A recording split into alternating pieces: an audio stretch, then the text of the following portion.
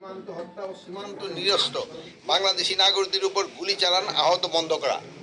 জানেন যে ভারতীয় নাগরিকরা বিএসএফ এবং এবং অন্যান্য যারা যে আমাদের যে সীমান্তে যে হত্যা করছে ওটা যেভাবে হোক তাদের বন্ধ করতে হবে। এটা কোনোভাবেই গ্রহণযোগ্য না, এটা ইন্টারন্যাশনালিও এবং যে কোনো জায়গায় হোক না। এটা অনেক সময় দেখা গেছে যে বিএসএফ কর্তৃক এবং তাদের যে দুষ্কৃতিকারীরা আমাদের বাংলাদেশি নাগরিক ধরে নিয়ে যায় বর্ডার থেকে কৃষিকাজ করার সময়। এটা যেভাবে হোক এটা যেন তারা না করে, এই জন্য তাকে বলা। তারপর ৩ নম্বর ছিল ভারতীয় নাগরিক সীমানা লঙ্ঘন করে। অনেক সময় তারা সীমানা লঙ্ঘন করে অবৈধভাবে পারাপারের চেষ্টা করে, এই জিনিসটাগুলি যেন না হয়, এই ব্যাপারে আলোচনা হবে।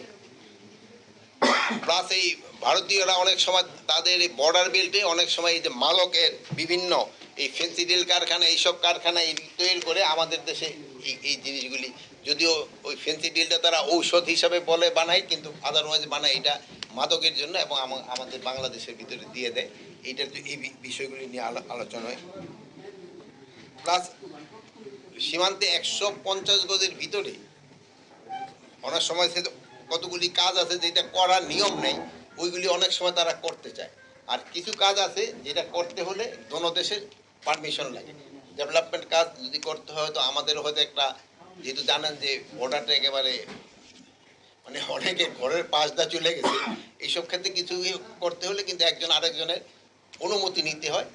যেমন ধরেন একটা হয়তো আমরা একটা মসজিদ করতে চাই, ওরা হয়তো একটা মন্দির করতে চায়, এগুলি একজন আরেকজনের অনুমতি নিয়ে করতে হয়। এটা যেন অনুমতি নিয়ে করে, এই ব্যাপারে আলোচনা হবে। আর হলো আগরতলা দিয়ে জানে যে এই অনেক সময় খুব ওই যে ইন্ডাস্ট্রিয়াল বর্জ্যগুলি আছে বাংলাদেশে চলে আসে, বাংলাদেশের এই খালে এসে পানিগুলি একবারে নষ্ট করে দেয়। ওখানে আমাদের সাথে একটা চুক্তি আছে, হলো ইটিপি আর একটা হলো এসটিপি। এখানে আমাদের একটু হয়তো আগে যারা চুক্তি করছে ওইটা ইটিপি অবলিগ এসটিপি দিয়ে দিছে, ওটার মধ্যে হওয়া উচিত ছিল শুধু ইটিপি রাখা, এসটিপি অথবা দোনোটাই, ইটিপি এসটিপি দোনোটাই থাকতে হবে। কিন্তু এই জিনিসগুলি হয় নাই, এটার জন্য হয়তো আমাদের একটা চেঞ্জ তাদের সাথে হয়তো আমাদের আলোচনা হবে করার জন্য। আরেকটা হলো একটা আছে কোঅর্ডিনেটেড বর্ডার ম্যানেজমেন্ট প্ল্যান, এটা একটা বড় সাবজেক্ট, এটা নিয়েও তাদের সাথে আমাদের আলোচনা হবে। তারপরে হলো সবচেয়ে একটা কীভাবে দোনো দেশের সম্পর্ক আরও ভালো হয়, পারস্পরিক আস্থা বৃদ্ধি পায়, এগুলি ব্যাপারে আলোচনা হবে।